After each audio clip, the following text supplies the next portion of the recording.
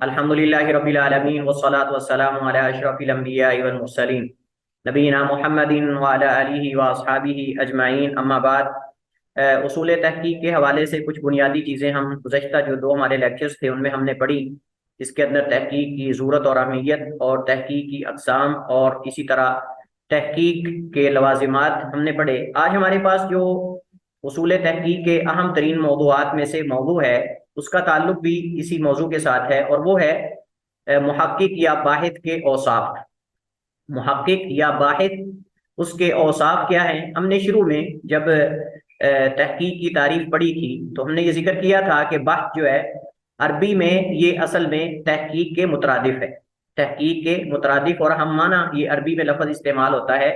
تو جب ہم اردو میں محقق کہیں گے تو عربی میں وہ باحث ہوگا، اور عربی میں جو محقق ہوتا ہے وہ بھی تقریباً باحث کے معنی میں استعمال ہوتا ہے، لیکن تھوڑا اخص، اس سے زیادہ خاص معنی میں، اور وہ یعنی محقق سے مراد کسی کتاب کی تحقیق کرنے والا یا کسی مخطوط کی تحقیق کرنے والے کو محقق کہتے ہیں، جبکہ باحث جو ہے وہ عام ہوتا ہے، اس کے اندر محقق اور باحث جو ہے وہ دونوں۔ تو جو تحقیق ہے یا جو محقق ہے، اس کا اطلاق عربی زبان میں خاص ہے، جبکہ اردو زبان میں یہ عام ہے۔ جیسے عربی میں بحث کا اطلاق عام ہے، اسی طرح تحقیق کا اطلاق بھی جو ہے وہ اردو میں عام ہے۔ تو جب ہم یہاں باحث کے اوصاف کی بات کرتے ہیں تو اوصاف سے مراد شروط ہیں، یعنی جو باحث کے اندر پائی جانا ضروری ہے، جن کا پایا جانا انتہائی اہم اور ضروری ہے۔ اور اگر کوئی کامیاب محقق بننا چاہتا ہے، کامیاب باحث بننا چاہتا ہے، تو اس کے اندر یہ شروط ہونی چاہیے۔ پہلی بات تو ہمارے ذہن میں یہ رہنی چاہیے کہ تحقیق جو ہے یہ اللہ تعالیٰ کی طرف سے ملکہ ہوتا ہے۔ تحقیق جو ہے اللہ تعالیٰ کی طرف سے ملکہ ہے، اللہ تعالیٰ جسے عطا کر دے، لیکن اس کے ساتھ ساتھ یہ کسبی بھی ہے، وہبی بھی ہے اور کسبی بھی ہے۔ وہبی کا مطلب یہ ہے کہ اللہ تعالیٰ کی طرف سے عطا ہوتی ہے، بعض لوگوں کے اندر تحقیق کی اور بحث کی صلاحیات عام لوگوں کی بقدر زیادہ ہوتی ہیں، اور بعض لوگوں کے اندر ہوتی تو کم ہے، لیکن وہ محنت کے ساتھ، جستجو کے ساتھ جو ہے وہ مسلسل جو سٹرگل ہوتی ہے اس کے ساتھ وہ اپنی جو ہے وہ صلاحیات کے اندر مزید نکھار پیدا کر کے وہ کامیاب محقق بن جاتے ہیں۔ تو یہ انسان ہرگز نہ سمجھے کہ شاید جو ہے یہ وہبی ہے لہذا مجھے اس کے اندر محنت کرنے کی ضرورت نہیں ہے، ایسا نہیں ہے۔ تو جب یہ کسبی اور وہبی ہے تو پھر ضروری نہیں ہے کہ ایک آدمی اگر اصول تحقیق پڑھ لیتا ہے یا شروط تحقیق پڑھ لیتا ہے تو وہ سمجھے کہ میں اب کامیاب محقق بن گیا ہوں، میں اب کامیاب باحث بن گیا ہوں، ایسا نہیں ہے۔ بلکہ اس کے ساتھ ساتھ جہاں اصول تحقیق اور شروط تحقیق جو ہے وہ سیکھنا اور پڑھنا ضروری ہے، وہاں اس کے ساتھ محقق کے اندر رغبت بھی ہونی چاہیے تحقیق کی، انسان کے اندر رغبت اور مزید معرفت کا شوق، یہ دو چیزیں بہت اہم ہیں۔ یعنی ایک تو تحقیق کا ذوق ہو، اس کے اندر شوق ہونا چاہیے، کیونکہ کوئی کام بھی شوق کے بغیر نہیں ہوتا۔ جب تک انسان کے اندر جذبہ اور شوق نہیں ہوتا تو وہ کام نہیں ہوتا۔ اگر ایک ایسا محقق ہے، اپنے آپ کو محقق سمجھتا ہے، لیکن اس کے اندر تحقیق کا ذوق نہیں، تحقیق کا شوق نہیں اس کے اندر، تو وہ کیا کرے گا؟ تھوڑی بہت تحقیق کر کے، تھوڑا بہت کام کر کے تھک جائے گا، بیٹھ جائے گا، چھوڑ دے گا، اور اگر کرے گا بھی تو ادھورا کرے گا، ناقص کرے گا، اور اس پر انتقادات ہوں گے، نقد ہوگا، اس پر جو ہے وہ اعتراضات آئیں گے، سوالات اٹھیں گے، اشکالات پیدا ہوں گے۔ تو کیونکہ اس نے وہ جس کو کہتے ہیں نا دل سے کام نہیں کیا، وہ رغبت اس کی نہیں اس کام کے اندر۔ اور اسی طرح جو ہے مزید معرفت کا بھی شوق ہونا چاہیے۔ جب انسان کے اندر مزید علم سیکھنے کا، مزید معرفت کا ذوق اور شوق ہوتا ہے تو انسان کتابوں کا مطالعہ بڑے انہماک کے ساتھ کرتا ہے، تحقیق کا کام بڑی دلچسپی کے ساتھ کرتا ہے کہ اس کو مزید فائدہ حاصل ہوگا۔ اچھا، کامیاب محقق جو ہے وہ کون ہوتا ہے؟ یعنی اس کے اندر کچھ نشانیاں ہیں جن نشانیوں سے ہم یہ جان سکتے ہیں کہ یہ کامیاب محقق ہے۔ ایک تو ہے اوصاف یا شروط، وہ تو بعد میں آئیں گے، لیکن کچھ مظاہر ہیں، کچھ ایسے مظاہر ہیں جن مظاہر سے ہمیں پتہ چل سکتا ہے کہ یہ کامیاب محقق ہے۔ مثلا مثال کے طور پر سب سے پہلا مظہر کیا ہے؟ وہ یہ ہے کہ تحقیق کے لیے نئے موضوع کے انتخاب پر قدرت رکھتا، یعنی اس باحث کے اندر یا اس محقق کے اندر تحقیق کے لیے نئے نئے موضوعات انتخاب کرنے پر یا منتخب کرنے پر اس کے اندر صلاحیت ہو۔ یہ نہ ہو کہ جیسے کسی نگران نے یا ٹیچر نے یا کسی جو ذمہ دار ہے اس نے کوئی موضوع بتا دیا تو بس ٹھیک ہے، اس موضوع کے علاوہ وہ الگ اپنی صلاحیات کی بنیاد پر وہ الگ موضوع جو ہے وہ اختیار کرنے نہیں کر سکتا، تو ایسا کامیاب محقق نہیں ہے، اسے کامیاب محقق نہیں کہتے۔ کامیاب محقق وہ ہوتا ہے جو نئے نئے موضوع منتخب کرنے کی قدرت رکھتا ہو، اس کے اندر صلاحیت ہو، نئے نئے موضوع اختیار کر سکتا ہو، کیونکہ جو نیا موضوع کوئی اختیار نہیں کر سکتا وہ کامیاب محقق نہیں بن سکتا۔ اچھا، یہ انشاءاللہ ہمارے ساتھ اگلے لیکچر میں یہ آئے گا کہ موضوع کا انتخاب کیسے کریں، موضوع کا انتخاب کیسے کریں، یہ بھی ایک ہمارے موضوع کا ہی حصہ ہے انشاءاللہ، اس پہ ہم کل کے لیکچر میں بات کریں گے۔ تو پہلا سٹیپ یہی ہوتا ہے کہ موضوع کا انتخاب، سب سے مشکل یہی کام ہوتا ہے اصل میں۔ تو اگر آپ نے موضوع کا انتخاب کر لیا ہے تو اس کے بعد اس موضوع کو آپ نے ڈیوائڈ کیسے کرنا ہے، اس موضوع کو آپ نے اپنی بحث میں یا اپنی تحقیق میں تقسیم کیسے کرنا ہے۔ صاف ظاہر ہے کہ سب سے پہلے آپ کا موضوع جو ہے اس کے اندر کچھ شروط ہیں، موضوع کیسا ہونا چاہیے، موضوع جو ہے وہ جامع معنی ہونا چاہیے، بہت لمبا موضوع نہیں ہونا چاہیے، یعنی عنوان جو ہے، مین جو ٹائٹل ہوتا ہے کسی کتاب کا یا کسی رسالے کا، کسی مقالے کا، وہ بالکل مختصر ہونا چاہیے۔ جتنا مختصر ہوگا اتنا ہی سمجھ لیں کہ عمدہ اور نفیس ہوگا، اور جتنا آپ کی تحقیق کا موضوع لمبا ہوگا اتنا وہ زیادہ ممل ہوگا، تھکا دینے والا، بور کر دینے والا، اکتاہٹ اس سے محسوس ہوگی۔ لمبا سارا موضوع، اتنا سارا موضوع ہوگا پورے ایک پیج کا، تو لوگ اتنی لمبے موضوعات کی طرف توجہ نہیں دیتے۔ تو جتنا آپ کا موضوع کا عنوان جو ہے موضوع کا وہ مختصر ہوگا اور جامع ہوگا اتنا ہی زیادہ عمدہ اور نفیس ہوگا۔ یہ نہ ہو کہ کتاب کا موضوع ہو پورے ایک پیج پر ہو، ایسے تو ایسا نہیں، مختصر ہو لیکن جامع ہو۔ اچھا، اس کے بعد جب آپ نے موضوع انتخاب کر لیا ہے تو موضوع انتخاب کرنے کے بعد اس کا خاکہ بنانا ہے، جس کو عربی زبان میں خطہ کہتے ہیں۔ ابتدائی خطہ ایک ہوتا ہے، ایک انتہائی ہوتا ہے۔ ابتدائی خطہ یہ ہوتا ہے کہ آپ اپنی فکر کو، یعنی اس کی خاکہ سازی کر کے آپ اس کو پیش کرتے ہیں کمیٹی کے سامنے۔ خصوصاً یہ جو تحقیقات علمی ہوتی ہیں، یعنی اکادمی جس کو کہتے ہیں، اکیڈمک جس کو کہتے ہیں، یا یونیورسٹیز وغیرہ کے اندر یا اس طرح کی جو شعبہ جات کے اندر جو لکھی جاتی ہیں ان کو اکیڈمک کہتے ہیں، یا عربی میں ان کو اکادمی کہتے ہیں۔ بحوث یعنی ایسی بحوث جو کہ جو تحقیقی اور اکادمی ہوتی ہیں، تو ان کے اندر سب سے اہم ترین کام یہ ہوتا ہے کہ آپ نے اس موضوع کو ڈیوائڈ کیسے کرنا ہے، اس انداز میں آپ اس کو تقسیم کریں کہ یہ نہ ہو کہ ایک ہی باب کے اندر آپ کا موضوع کمپلیٹ ہو جائے اور اگلا باب آپ ایسا ایک قائم کر دیں کہ جس کا موضوع کے ساتھ تعلق ہی نہ ہو۔ تو آپ کا موضوع دیکھیں کہ اس کے کتنے حصے بن رہے ہیں، اپنے موضوع کے دیکھیں کتنے حصے بن رہے ہیں۔ اگر اس کے مثلا 2 حصے بن رہے ہیں تو 2 باب بنا لیں، اگر اس کے 3 حصے بن رہے ہیں تو 3 باب بنا لیں۔ تو 3 ابواب قائم کرنے کے بعد پھر دیکھیں کہ آپ کے ہر باب کا جو جز ہے موضوع کا، اس کی آگے کتنی فصلیں بن سکتی، آپ اس کی اتنی فصلیں بنا لیں۔ پھر ہر فصل کے تحت کتنی مباحث آ سکتی ہیں، آپ اس کو مباحث میں تقسیم کر لیں، ڈیوائڈ کر لیں۔ یہ طریقہ ہے۔ بہت سارے طلبہ ایسے ہیں P H D M Phil کے اندر بھی چلے جاتے ہیں، لیکن ان کو اپنے جو موضوع کا خطہ ہوتا ہے، خاکہ ہوتا ہے، خاکہ سازی کا طریقہ نہیں آتا، اور وہ کیا کرتے ہیں، جیسے ہم نے خود دیکھا، وہ یہ کرتے ہیں کہ اپنے موضوع کی خاکہ سازی کے اندر یا تو ابواب زیادہ بنا لیتے ہیں اور ایسی چیزیں ابواب کے اندر شامل کر لیتے ہیں جن کا موضوع کے ساتھ تعلق ہی نہیں ہوتا، یا پھر یہ ہے کہ جو ابتدائی تعریفات ہوتی ہیں ان کو بجائے اس کے کہ وہ تمہید میں ذکر کریں، یعنی مقدمے میں ذکر کریں تمہید کے طور پر، اس کو الگ وہ ایک باب بنا لیتے ہیں۔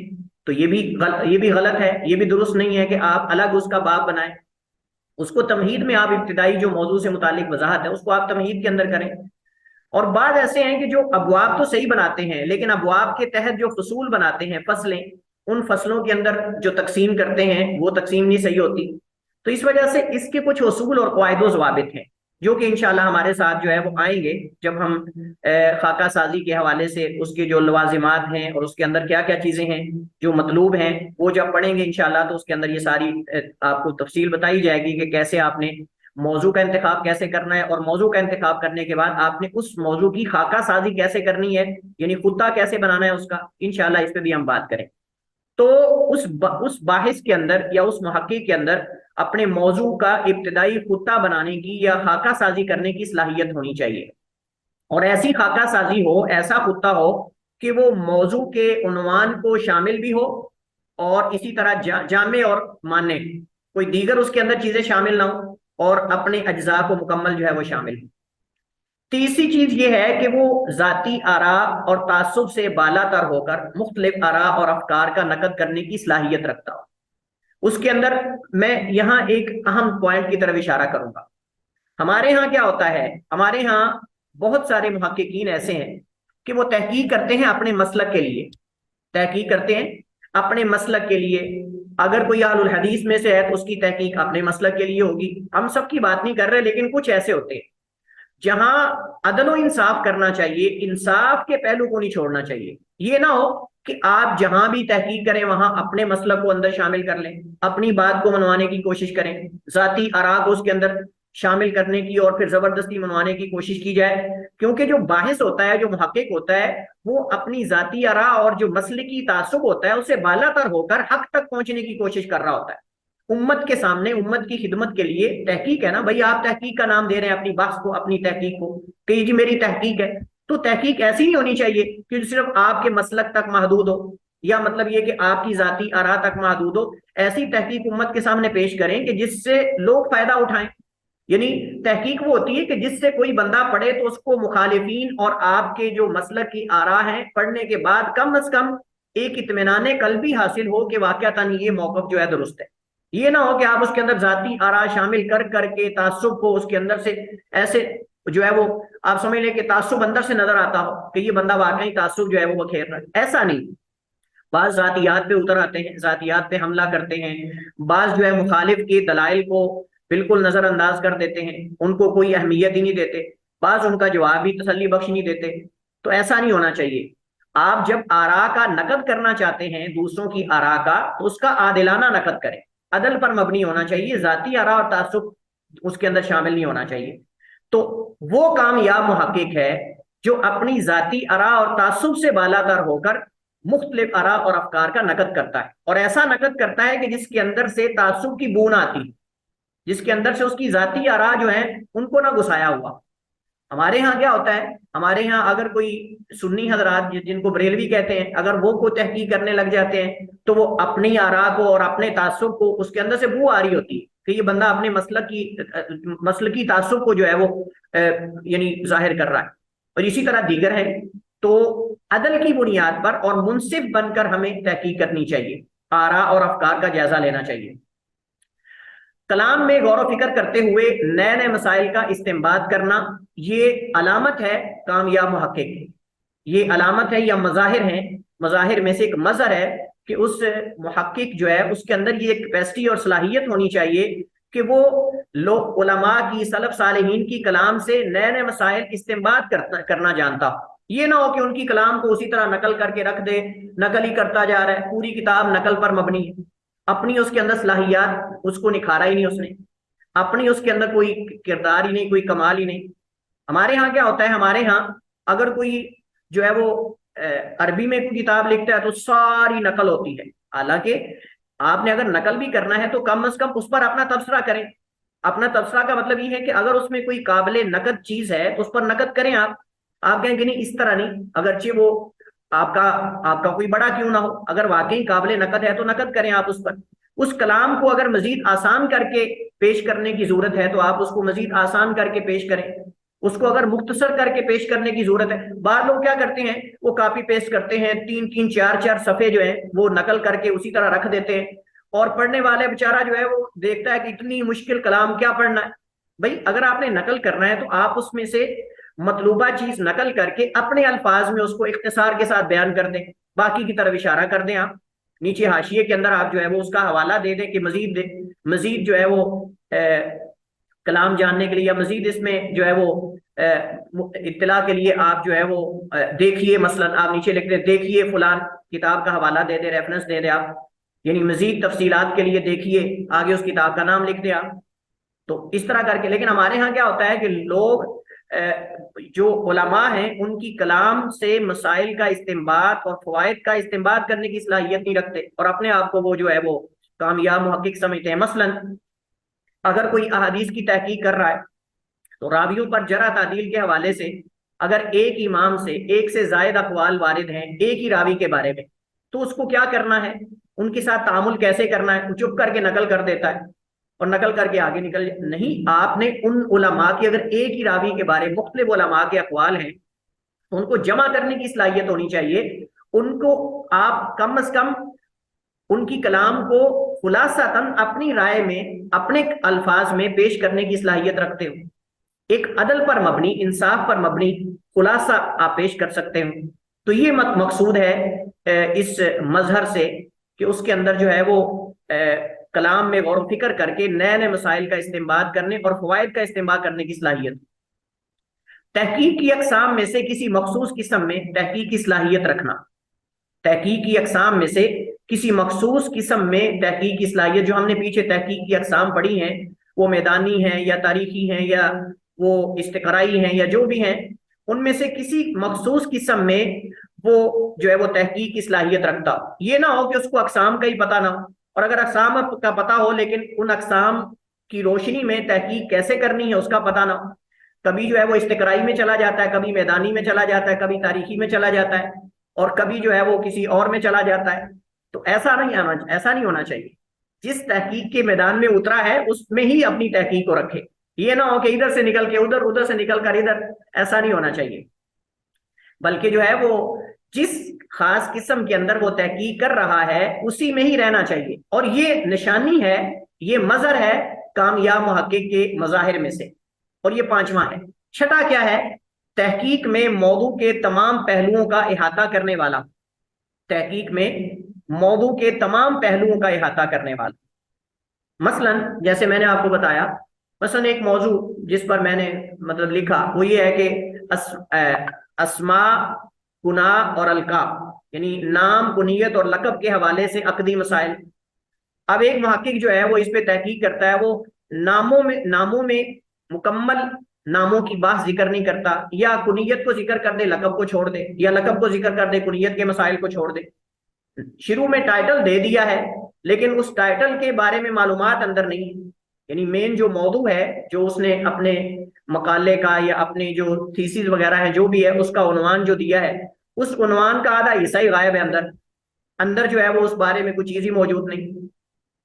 تو اس کے جتنے پہلو بن سکتے ہیں، یعنی ان کے بارے میں سوچا جا سکتا ہے یا یعنی اس پہ بحث ہو سکتی ہے، ان پہ کم از کم اپنی صلاحیات کے مطابق، اپنی کوشش کے مطابق ان پر بحث کرے حتی الامکان، کیونکہ یہ اعتراض ہے، اور اس پر باقاعدہ جو ہے وہ آپ سمجھ لیں کہ یہ محقق کے کامیاب اور ناکام ہونے کی جو ہے وہ آپ سمجھ لیں کہ اس کا دار و مدار اسی چیز پر ہے کہ وہ اپنی تحقیق میں کیا موضوع کا احاطہ کرتا ہے کہ نہیں۔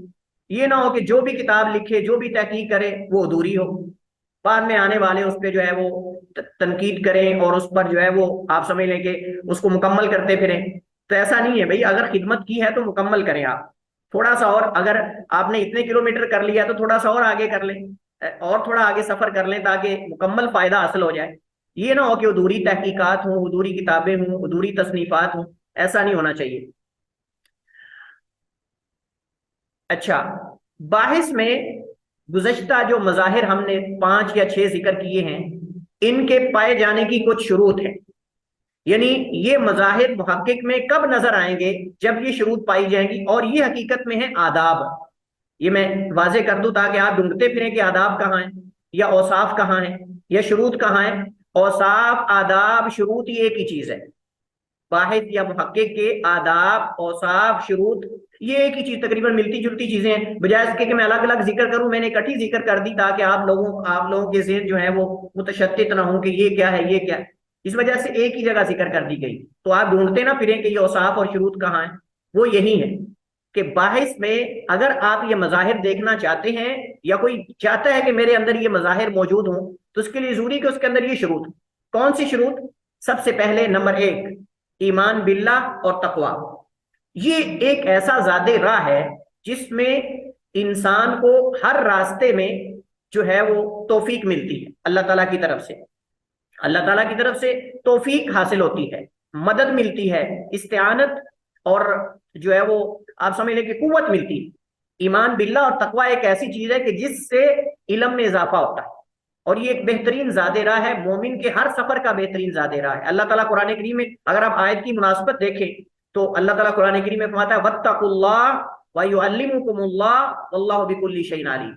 اللہ تعالیٰ سے ڈرو، اللہ تمہیں سکھاتا ہے۔ آپ دیکھیں وَاتَّقُوا اللَّهَ، تقویٰ کو پہلے مقدم کیا ہے، پھر علم کو ذکر کیا ہے۔ وَيُعَلِّمُكُمُ اللَّهُ، اور اللہ تمہیں سکھاتا ہے، یعنی تم تقویٰ اختیار کرو، اللہ تمہیں اس کے بدلے میں سکھائے گا اور تمہارے اللہ تعالیٰ معلومات کے اندر، علم کے اندر اضافہ کرے گا۔ واللہ بکل شیء علیم، اور اللہ ہر چیز کا بہت زیادہ علم رکھنے والا اور جاننے والا ہے، خوب جاننے والا ہے۔ لہٰذا تقویٰ اور جو ایمان باللہ ہے یہ بہت ضروری ہے۔ اس کے بعد جو پڑھے اسے اچھی طرح سمجھنے کی صلاحیت رکھتا۔ ہمارے ہاں جو محققین ہیں، جو باحثین ہیں، ان کے مختلف حالات ہیں۔ بعض ایسے ہیں جو پڑھنا ہی نہیں جانتے، مثلا اگر اس نے کسی عربی کتاب سے استفادہ کرنا ہے، بلکہ عربی تو کیا، المیہ یہ ہے، اور بڑے افسوس سے کہنا، المیہ یہ کہ اردو کی کتابوں کی عبارت سمجھ نہیں آتی۔ مصیبت یہ ہے کہ وہ جیسے میں نے پہلے ذکر کیا نا کہ وہ کہتا ہے جی مجھے انگلش بڑی آتی ہے، وہ انگلش پڑھنے نکلا، انگلش بھی گئی، اردو بھی گئی، نہ ادھر کے رہے نہ ادھر کے رہے، نہ خدا ہی ملا نہ وصال ثنا۔ تو یہ حالت ہوتی ہے، وہ انگلش اگر بولنے کے پیچھے لگ جاتا ہے تو انگلش بھی گئی، انگلش بھی بیچاری ہاتھ جوڑ کے کہتی ہے کہ نہ جانے دو مجھے، کچھ نہ کہنا۔ اور اگر اردو بولتا ہے یا اردو پڑھتا ہے تو اردو کا بھی کباڑا کر دیتا ہے۔ تو ہمیں کم از کم کوئی ایک آدھی زبان تو ایسی ہونی چاہیے، خصوصاً ہماری جو مادری زبان ہے جس کے اندر ہم نے استفادہ کرنا ہے، کیونکہ ہر چیز انگلش کے اندر نہیں آپ کو ملے گی۔ تو کم از کم اس کے اندر یہ ہے کہ ہمیں جس کلام کے اندر ہم جس لینگویج کے اندر ہم لکھنا چاہتے ہیں، تحقیق کرنا چاہتے ہیں، کم از کم وہ تو ہمیں صحیح آنی چاہیے، کوئی ایک زبان تو اس پہ ہمیں مہارت ہونی چاہیے۔ یہ نہ ہو کہ ساری آدھی آدھی زبانیں آتی ہیں، تو پھر وہی جیسے میں نے کہا، نہ ادھر کے رہے نہ ادھر کے رہے، لا الہ الا ولا الہ الا۔ تو انسان جو ہے، تو ہم نے کہا کہ محققین بعض ایسے ہیں جو پڑھنا ہی نہیں جانتے، مثلا عربی کتابیں ہیں، عربی عبارتیں نہیں پڑھنا آتی، اور اگر عربی عبارت پڑھ لیتے ہیں تو سمجھ نہیں آتی۔ اسی طرح اردو کی کتابیں ہیں، جو اردو ادب کی کتابیں ہیں یا قدیم علماء کی کتابیں ہیں، ان میں سے بہت ساری کتابیں ایسی ہیں جن میں تھوڑی مشکل اردو ہے، وہ نہیں آتی۔ تو اس وجہ سے یہ پڑھنا آنا چاہیے، اور پڑھنے کے ساتھ ساتھ یہ پتا ہو کہ کیا پڑھ رہے ہیں۔ یہ نہ ہو کہ وہ صاحب کلام اور کچھ مراد لے رہا ہے اور یہ بندہ اس کی کلام پڑھ کے نقل کیے جا رہا ہے اور استدلال اور کہیں کیے جا رہا ہے۔ تو ایسا نہیں ہونا چاہیے، کلام پڑھنا آنی چاہیے، اور پڑھنے کے بعد اس کلام کو سمجھنے کی صلاحیت ہونی چاہیے کہ یہاں متکلم کی مراد کیا ہے، متکلم کی مراد کیا ہے، اس کی مراد کو سمجھنا، اس کے مقصود کو سمجھنا۔ ایسے ہی الزام نہ لگاتا جائے اللہ اس کے رسول پر۔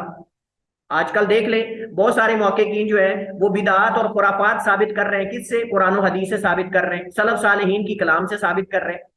ان کی کلام کہیں اور ہوتی ہے اور یہ محقق صاحب جو ہیں وہ کہیں اور ہوتے ہیں، یہ ادھر جا رہے ہیں وہ ادھر جا رہے ہیں، اور بسا اوقات جو ہے وہ پڑھ کے حیرانگی ہوتی ہے، پڑھ کے حیرانگی ہوتی ہے۔ جیسے میں نے آپ کو اس کی کئی مثالیں دی تھی، پہلے بھی میں نے آپ کو اس کی کئی مثالیں دی تھی۔ وہ بنت لبون والا، اس دن ایک باقاعدہ میرے پاس وہ سیو ہے جس کتاب میں اس نے لکھا ہے نا بنت لبون، تحقیق کر رہا ہے، اور تحقیق کے اندر بنت لبون کے نیچے لکھ رہا ہے اس کا مجھے تعارف نہیں ملا، حالانکہ وہ اونٹنیوں میں سے ایک اونٹنی کی جو قسم ہے عمروں کے اعتبار سے بنت لبون، وہ سمجھ رہا ہے کہ یہ راویہ حدیث ہے، پھر وہ کہتا ہے لم اقف علی ترجمتھا، مجھے اس کا ترجمہ نہیں ملا، یعنی وہ سمجھ رہا تھا کہ وہ راویہ حدیث ہے، حالانکہ وہ اونٹنی کا بچہ ہے یا اونٹنی ہے جس کا نام بنت لبون ہے۔ تو اس طرح کی تحقیقات اگر کریں گے، وہ اور مراد لے رہے ہیں، یہ اور مراد لے رہے ہیں، ایسا نہیں ہونا چاہیے۔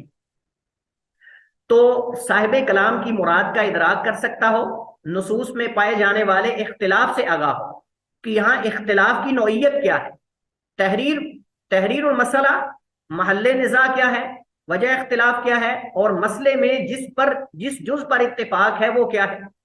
اب یہ نہ ہو کہ جس جز پر سب کا اتفاق ہے اس پر اختلاف اور اقوال نقل کرتا رہے، اور جس میں اختلاف ہے اس میں اتفاق نقل کرتا رہے، ایسا نہیں ہونا چاہیے۔ تو نصوص میں پائے جانے والے اختلاف سے بھی آگاہی ہونی چاہیے اس کو۔ نمبر 3، قدیم یا جدید علماء کی آراء میں مکمل غور و فکر کے بعد ان سے نقل کرے، انہیں معصومیت کا درجہ نہ دے۔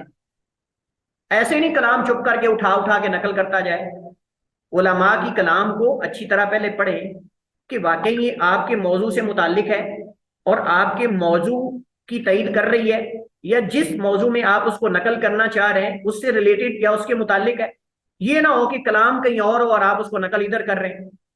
لہٰذا غور و فکر کے بعد علماء سے نقل کریں، چاہے قدیم علماء سے چاہے جدید سے. اور یہ نہ سمجھیں کہ بس فلاں امام جب بھی کوئی بات کرتا ہے وہ اس کی بات کبھی غلط ہی نہیں ہو سکتی.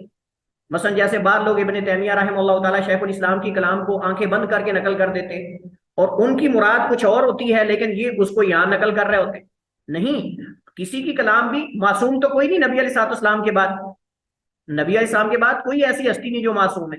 جب معصوم نہیں ہے تو ان کی کلام پہ غور و فکر کر کے نقل کرنا چاہیے، نہ کہ آپ ایسے ہی آنکھیں بند کر کے نقل کیے جائیں.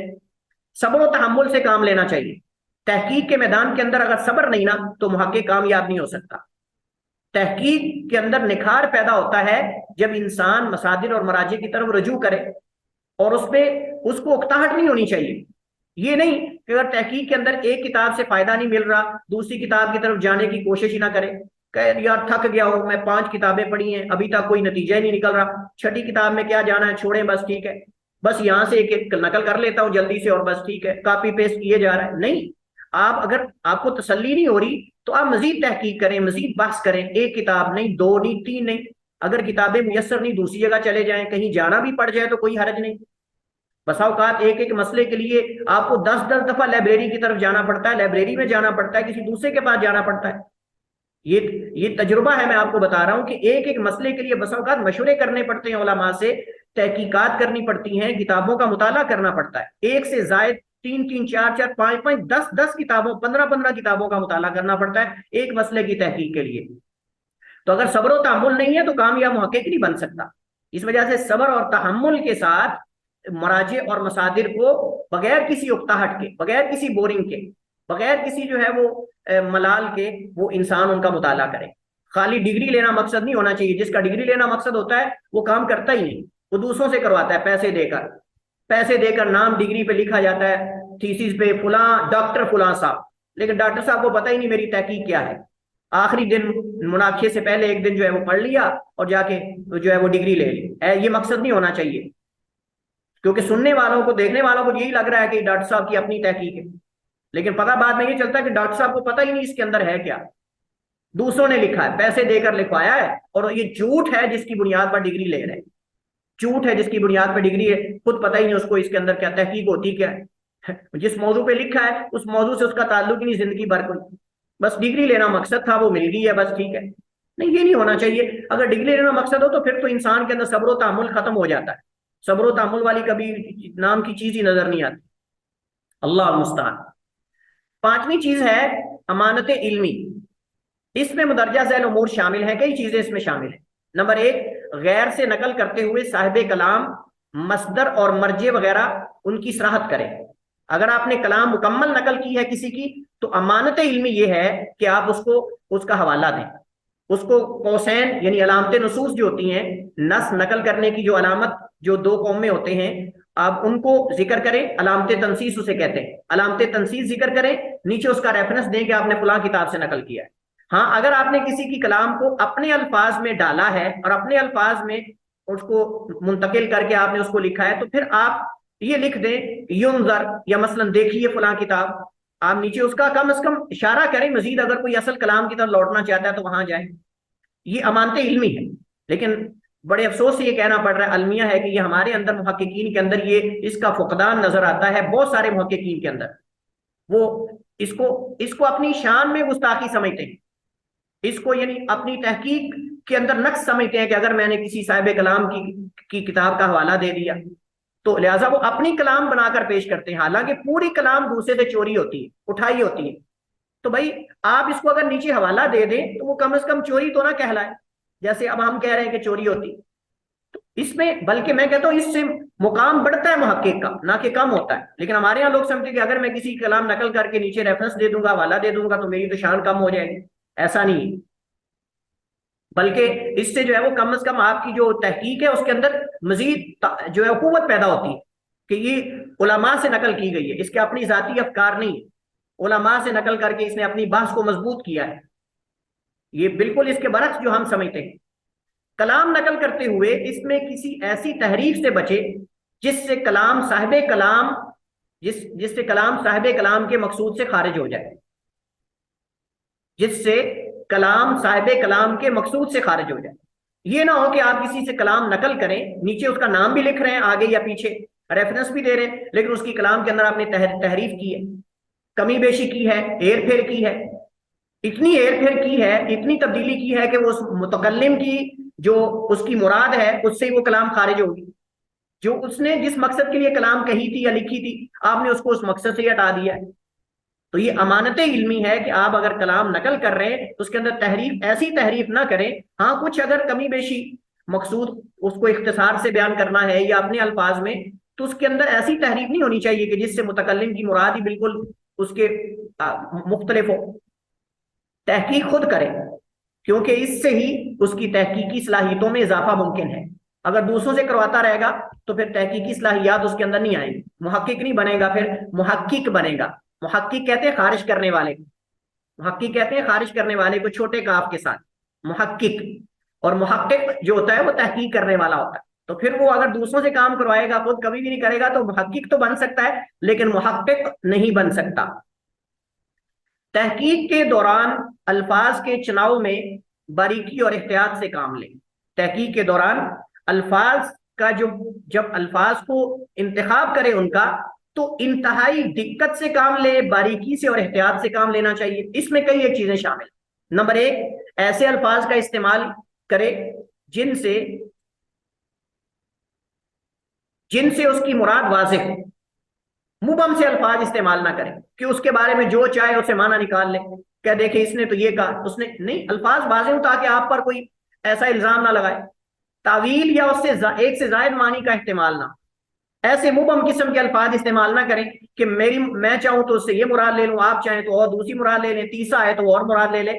تو یہ آپ کی بحث جو ہے، آپ کی تحقیق، یہ کھلواڑی بنا رہے لوگوں کے لیے، کوئی اس سے یہ مراد لے رہا ہے، کوئی اس سے یہ مراد لے رہا ہے، کوئی اس سے یہ مراد لے رہا ہے، ایسا نہیں ہونا چاہیے۔ کلام کے الفاظ ایسے ہوں جو واضح ہیں۔ عام عبارتوں کے استعمال سے حد الامکان بچنا چاہیے۔ عام عبارتوں سے مراد یہ کہ جو عام ہمارے ہاں استعمال ہوتی ہیں، جن کے اندر بہت زیادہ معنی لوگ مراد لیتے ہیں، تقریباً یہ عام کے بعد خاص کا ذکر ہے۔ الفاظ خلاف شریعت نہ ہو، ایسے الفاظ نہ ہوں جو شریعت کے خلاف ہو، یا شریعت نے ان الفاظ سے منع کیا ہے، یا مثلا جیسے ہم نے بات کی تھی اللہ تعالیٰ کی ذات کے بارے میں، جنت اور جہنم کے بارے میں، شاعر اللہ کے بارے میں، ایسے الفاظ استعمال کرنا جو انتہائی گرے ہوئے ہیں، ایسے الفاظ نہیں۔ کلام رقیق اور کمزور نہیں ہونی چاہیے، فصاحت و بلاغت ہونی چاہیے آپ کی کلام کے اندر۔ یہ مطلب ہے رقت ہوتی ہے کمزور عبارتیں جو ادب سے بالکل، ان کے اندر سے ادب بالکل جو ہے وہ مفقود ہے، ایسی کلام نہیں ہونی چاہیے۔ کم از کم ان کے اندر ادب کی جھلک نظر آنی چاہیے، پتہ چلے کہ یہ بندہ صاحب زبان ہے، اس زبان کو جانتا ہے۔ کیونکہ جس کی کلام کے اندر رقت ہوتی ہے، رقیق کلام ہوتی ہے، کمزور ہوتی ہے، پتہ چل رہا ہوتا ہے کہ یہ بندہ تو اس نے اصل اس کی زبان ہے ہی نہیں۔ تو اس وجہ سے کلام کے اندر فصاحت و بلاغت ہونی چاہیے، لیکن اتنی فصاحت و بلاغت بھی نہیں کہ دوسروں کے اوپر سے گزرتی جائے، ایسا بھی نہیں ہونا چاہیے، لیکن ہونی چاہیے ضرور کچھ نہ کچھ اس کے اندر فصاحت اور بلاغت ہونی چاہیے۔ یعنی فصاحت کا معنی فصیح ہو، اور بلاغت کا معنی اپنے مقصود کو ادا کرتی ہو، اپنے مقصود کو ادا کرتی ہو۔ کلام صحیح عقل اور صحیح منطق کے خلاف نہ ہو۔ صحیح عقل، بیمار عقل کی ہم بات نہیں کر رہے، کیونکہ بیمار عقلوں کے خلاف تو ہر چیز ہی ہوتی ہے۔ عقل بیمار ہو تو ہمیں کوئی سروکار نہیں کہ اس کے موافق ہو یا مخالف ہو، لیکن صحیح عقل کے خلاف نہیں ہونی چاہیے۔ صحیح منطق یعنی لاجک ایسی جو عموم لوگ سمجھتے ہیں، اس کے خلاف نہیں ہونی چاہیے۔ موضوع سے متعلق کسی بھی علمی فائدے یا فکر کو نظر انداز نہ کریں۔ یہ 7واں ادب ہے باحث یا محقق کے آداب یا شروط میں سے۔ آپ کا موضوع ہے نا، آپ کو چلتے چلتے ایسے ہی کوئی پوسٹ گزری آپ سے، یا کوئی صفحہ، پیج، کوئی کتاب، یا کوئی کہیں عبارت، آپ اس کو فوراً نقل کریں، کیونکہ ہو سکتا ہے کل کو آپ کو اس کلام کی ضرورت پڑے، اس فائدے کی ضرورت پڑے۔ آپ کے موضوع یا تحقیق سے متعلق آپ کو جہاں بھی کوئی علمی فائدہ یا فکر ملتی ہے، اس کو فوراً نوٹ کریں، اس کو فوراً سیو کریں، کیونکہ کوئی پتہ نہیں کل کو آپ کو اس کی ضرورت پڑ سکے اور پھر وہ ملے گی نہیں۔ اور ایسا ہوتا ہے بسا اوقات، ہم بعض چیزیں علمی نظر انداز کر دیتے ہیں، کتابیں، بعض تحریرات، بعض تحقیقات، لیکن جب چاہے وہ بحث ہو، چاہے وہ تحقیق ہو، چاہے کوئی رسالہ ہو، چاہے کوئی وہ پوسٹ ہو، چاہے وہ کوئی فائدہ ہو، کوئی بھی چیز ہے، اس کو جانے نہ دیں، اس کو نظر انداز نہ کریں، کیونکہ ہو سکتا ہے آپ کو اس کی ضرورت پڑ جائے۔ اس پہ بڑی بحث ہو سکتی ہے، لیکن میں اختصار سے یہ ساری چیزیں گزارتا جا رہا ہوں، صرف اشارہ کر رہا ہوں، ورنہ ان میں ہر ایک پر بہت لمبی لمبی بحث ہو سکتی ہے۔ تواضع اور عاجزی، کیونکہ ہمارے ہاں آپ نے سن رکھا ہے کہ ایک مثال دی جاتی ہے کہ جھکنے والا درخت جو ہے اسی کو پھل لگتا ہے، جو جھکا ہوتا ہے پھل اسی پہ زیادہ ہوتا ہے، جو اکڑا ہوتا ہے بالکل سیدھا وہ جو اس کو پھل نہیں لگتا اس طرح. تو اس وجہ سے زیادہ جھکنے والے کو پھل لگتا ہے. تو جس قدر محقق اور جس قدر واحد جو ہے وہ تواضع اور عاجزی اختیار کرے گا، اللہ اسے بلند کر دیتا ہے. دوسروں کی کلام اس کا احترام کرے، دوسروں کی تحقیقات کا احترام کرے، ان کو گھٹیا نہ جانے، ان کی تحقیقات کو یہ نہ سمجھے کہ میرے لیول کی کوئی تحقیق ہی نہیں، میرے لیول کی کوئی تحقیق کر ہی نہیں سکتا، میرے لیول کا کوئی لکھ ہی نہیں سکتا. واللہ العظیم میں نے اپنے کانوں سے کئی ایسے محققین کو سنا کہ وہ جیسے تکبرانہ انداز ہوتا ہے نا، وہ سمجھتے کہ میری طرح کی نہ کوئی لکھ سکتا ہے نہ کوئی بول سکتا ہے، میری طرح کا نہ کوئی جو ہے وہ ریکارڈ کروا سکتا ہے، نہ کوئی میری طرح کا لکھ سکتا ہے، اور نہ میری طرح کا کوئی فلاں فلاں مسئلے پہ بحث کر سکتا ہے. یہ طریقہ صحیح نہیں ہے. یعنی آپ تکبرانہ انداز میں کہیں کہ ان موضوعات پہ تو کوئی بول ہی نہیں سکتا میرے علاوہ، یہ فلاں فلاں ان کے اندر تو صلاحیت ہی نہیں، کون ہے جو ان میں سے بول سکتا ہے، یہ میں ہی ہوں صرف جو بولتا ہوں. میں نے اپنے کانوں سے یہ سنا کئی لوگوں کو. تو اس سے انسان کا وقار ختم ہو جاتا ہے، اور پھر اللہ اس بندے کو عوام کے اندر ذلیل کرتا ہے. پھر اس کے خلاف ایک دم ایسے لوگ اٹھتے ہیں کہ حیران ہو جاتا ہے، وہ عزت اس کی خاک میں مل جاتی ہے. ایک عاجزی شہرت ہوتی ہے، عارضی شہرت ہوتی ہے جو تھوڑی سی ملتی ہے، پھر وہ خاک میں مل جاتی ہے. جو متواضع ہوتا ہے اللہ اس کو دنیا آخرت میں عزت دیتا ہے. حدیث میں آتا ہے نبی صلی اللہ علیہ وسلم نے فرمایا ما تواضع احد للہ الا رفعہ اللہ، ما تواضع الا رفعہ اللہ. جو بھی اللہ کے لیے تواضع اختیار کرتا ہے اللہ اسے بلند کر دیتا ہے. ذہانت اور فطانت بحث کے اندر ضروری ہے، تحقیق کے اندر ضروری ہے، وگرنہ نقل کرنے کے اندر، جانچ پڑتال کرنے کے اندر، کانٹ چھانٹ کرنے کے اندر کوئی پتہ نہیں چلے گا انسان کو کہاں سے لینا ہے، کہاں رکھنا ہے، کہاں سے کون سی چیز لینی ہے، اور ان کے درمیان ترجیح کیا دینی ہے. اور مطلب یہ ساری چیزیں جو ہے یہ ذہانت اور فطانت اس کے لیے ضروری ہے. ایسی آراء سے دور رہنا جن کے پیچھے کوئی دلیل نہ ہو. ایسی آراء لیتا جا رہا ہے جس کے پیچھے کوئی دلیل نہیں. اگر مناقشہ کرنے والا پوچھ لے کہ بھائی اس کی کیا دلیل ہے، تو وہاں سر پکڑ کے بیٹھ جائے اور کہے کہ اوہ شٹ یہ کیا ہوا، تو وہاں پھر مسئلہ بن جائے گا، وہاں پھر ندامت اٹھانا پڑے گی، افسردگی اور پشیمان ہونا پڑے گا. اس وجہ سے ایسی آراء سے دور رہیں جن کے پیچھے کوئی دلیل ہی نہ ہو. جذبہ خدمت خلق ہونا چاہیے، جذبہ خدمت خلق ہونا چاہیے. آخری ادب ہے اور آخری شرط ہے کہ انسان تحقیق کے اندر خدمت خلق کا جذبہ ہونا چاہیے. بشریت کی خدمت اور اصلاح ہونی چاہیے، نہ کہ ان کے اندر شر پھیلانا، ان کے افکار کو بگاڑنا، لوگوں کے عقائد اور نظریات کو خراب کرنا. یہ اصل مقصد نہیں ہونا چاہیے، بلکہ لوگوں کی اصلاح، لوگوں کو ہدایت کی طرف، خیر کی طرف، ان کے اخلاق اور کردار کو بہتر کرنا، معاشرے کی اصلاح کرنا، معاشرے کے افراد کو فائدہ دینا، یہ اصل مقصود ہونا چاہیے تحقیق سے. واللہ تعالی اعلم واحکم، وصلی اللہ وسلم علی نبینا محمد وعلی آلہ وصحبہ وسلم.